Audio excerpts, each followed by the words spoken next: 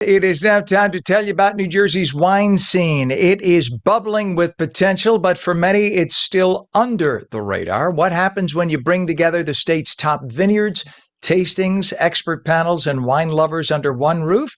Well, this morning we have Dustin Tarpine, who's the chair of the Garden State Wine Growers Association. I want to know how you get that job to walk us through the return of the NJ Wine Expo on November 15th, how it's growing beyond last year, and what it means for the future of wine in our state. Dustin, thank you for joining us, and you have to help me with my resume. Well, thank you, Ken. I'm glad to be here today. Well, it's good to have you on. So tell us what lessons from last year's New Jersey Wine Expo shaped how you planned this second edition. Sure. So last year was actually, we considered it a really big success for being the first annual. So you never know how the first one's going to go. And we actually had a really great event that we put on. I think we had over 1,000 people that came out.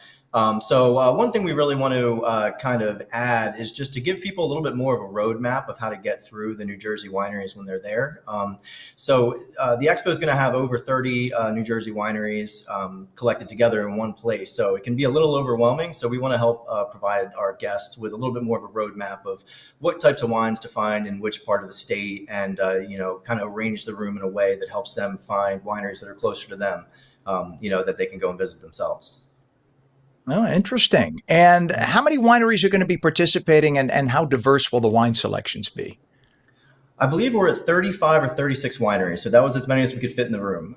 So it's the largest gathering of New Jersey wineries in the state, and there's a wide range of different types of wines. So you have everything from your traditional fine dry wines, reds, whites, and rosés. You also have some sweeter wines as well. There's a few wineries that do some really interesting fruit wines with, blackberry, raspberry, blueberry, and other fruits. You can find dessert wines and sparkling wines. So, we like to say, no matter what your palate is, no matter what you like, I'm sure there's going to be something there that, that you'll enjoy.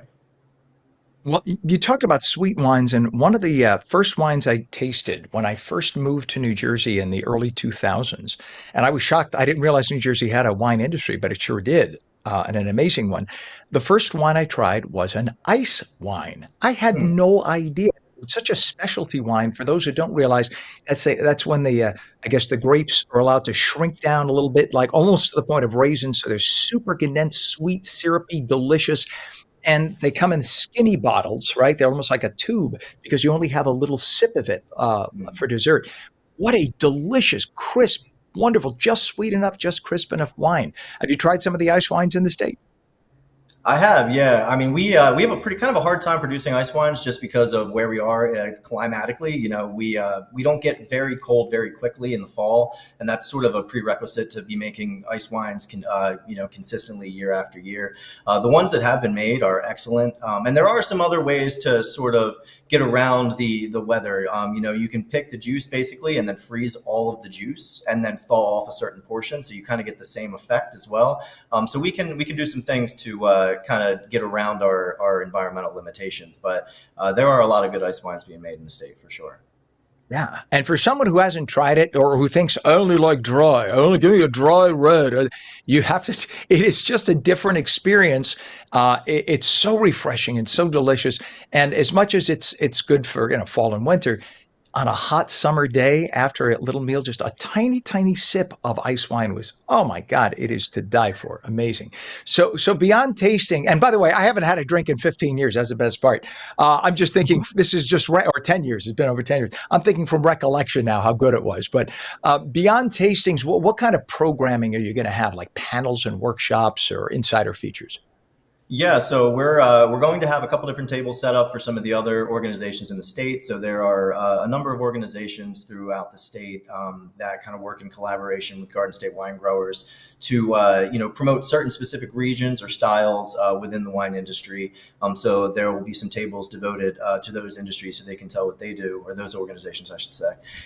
In addition, we are going to have a couple small panels, basically, where guests should be able to taste some either VIP wines or different wines and hear from some of the winemakers and some of the professionals involved in the industry, so they can get kind of a deeper dive into the industry itself and into, I guess, into the minds of the producers themselves.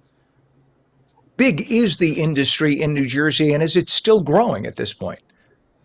Yeah, so we have about 60 wineries in the state. So we kind of hover right around there. So it's more than you would expect for sure. A lot of those, about half of them, are clustered kind of in the southern part of the region, but there are wineries basically all the way from Cape May to High Point, pretty much. So no matter where you are, there's sure to be a winery somewhere relatively close to you that you can visit. As far as the industry growing, we've been facing some challenges just as much as anyone in the wine industry across the country. Wine consumption is down a little bit, over the averages in the past years. There's a lot more options out there for people who are looking to drink, and the younger generation has kind of moved a little bit away from wine. So that's a perception we're hoping to break a little bit, because if someone's looking for an authentic homegrown product, I mean, there's really nowhere to get that better than the wine that's grown in New Jersey. And step up with the non-alcoholic stuff. I know it sounds crazy. We grow the wines, we create an alcohol product from it, then we extract the alcohol. But the alcohol, in the process of doing that, it does create a certain flavor, a pattern, a style, etc. And then extracting the majority of the alcohol, then at least makes it somewhat acceptable to the larger masses. I'm shocked by how many restaurants now offer mocktails and alcohol-free wines and beers, whereas even just a few years ago, you'd be hard pressed just to find one non-alcoholic beer on the menu. hmm Yeah, we do the mocktails over at our winery at Cedar Rose Vineyards, which is the winery that I operate. But the non-alcoholic thing is just a little bit tough for a smaller winery because the machinery that's required to actually remove the alcohol is actually pretty heavy duty and pretty expensive to either purchase or to pay somebody to do the job for you. So for that reason, that's probably why you're not seeing so many New Jersey non-alcoholic wines. I know there are some wineries I think that have experimented with it, but it's something that's a little bit hard to do at small scale. It's a little easier to do at a larger scale.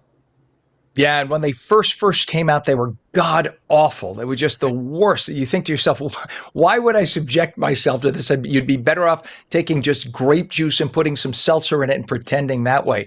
But the newer ones, because as you mentioned, it's an expensive and difficult process involving high pressure. It's not just boiling out alcohol like some people think or like it used to be, right? It involves pressurization.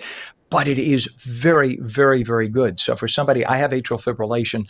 I take a lot of medication for my heart, so that's why I can't have alcohol. But I've learned my way around it, and some of the non-alcoholics are really, really good. So now, how do you see this expo helping New Jersey wineries gain more public awareness or market reach? Because like when I first moved to New Jersey in the early 2000s, I had no idea.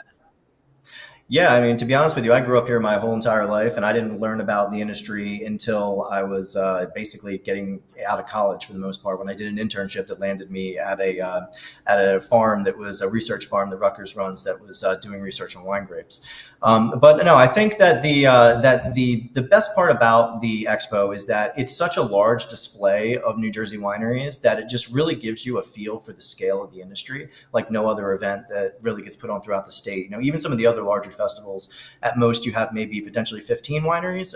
So to have 35 wineries in one room, kind of displaying the diversity of the industry and what's on offer.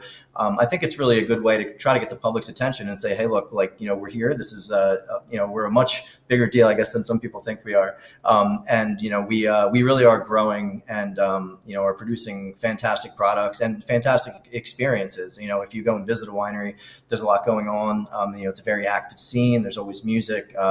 Sometimes you can do classes, pairings, different things like that. So it's, we just like it as a way to really grab the public's attention and say, hey, look, here we are, come out and see us. I was going to ask you about what you're doing for people newer to New Jersey wines and how do you make it accessible or inviting? Do you go around and just talk around the country to various broadcast outlets and say, hey, try us out? Our wines are everywhere now. Yeah, I mean, we do everything we can, right? So, I mean, obviously things like your show here, this is fantastic for getting the word out and spreading awareness. We've been doing a lot more with digital and social marketing as well, because it seems that's where really the easiest way to reach most people nowadays. That's where most of the action is. So we've been changing our kind of our operations at the Garden State Wine Growers level to try to mirror those changes that have happened in the media landscape. So doing a lot more digital, a lot more social. We're trying to get the public a little more engaged and just let people know what's all the good stuff that's going on out at the wineries. What are the specific challenges that the New Jersey wine industry faces, like regulation, climate competition? I mean, some states have like no rules about business, and some states are very, very strict. And how does the Garden State Wine Growers Association address those challenges?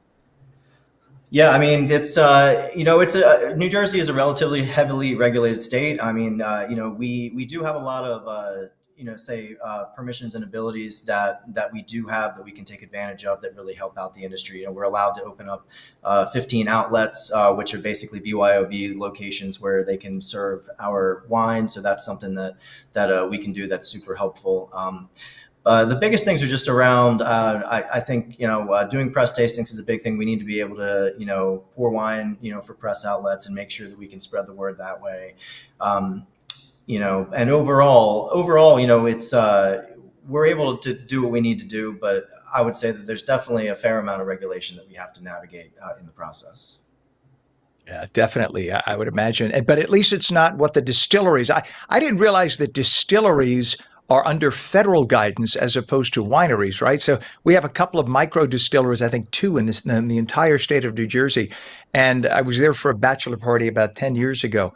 And I was told, oh, yeah, you realize the federal government can, even at 2 in the morning, they can call me and say, you got to open the door for us. I was like, huh? You don't have those kind of regulations involved with wine or beer making, right? Yeah, I mean, we still have to hold a federal TTB license. So Oh, I would assume, yeah. So I mean, we do have the license. So if they want to come and do their inspections, they can. I don't know that they keep such a hard eye on us as they do as the distillers. That I'm not really sure of, to be honest. But I do know that we have a few other permissions that some of the other beverage producers don't get, mainly because I believe to our tie to agriculture. So to have a winery license in New Jersey, mhm. you actually have to have 3 acres planted adjacent to your winery property there. So you have to actually have roots in the ground in New Jersey to get a New Jersey winery license. So that tie to I guess agriculture. And I guess also the difference is you don't have a piece of machinery that can explode and blow up the neighborhood like a distillery has. There's a That's right. little Unless you're doing difference there. sparkling, then if you're doing sparkling, then there might be a little bit of trouble there. But at Little least we don't. bubbles, maybe a little. Yeah. That's it. Maybe you got a cork hit you in the eye or something like that. Looking ahead, how would you like to see a New Jersey Wine Month and the Expo sort of evolve in the coming years? We'd love to open up some more space in where we're actually having the expo at to allow some more wineries to get in there.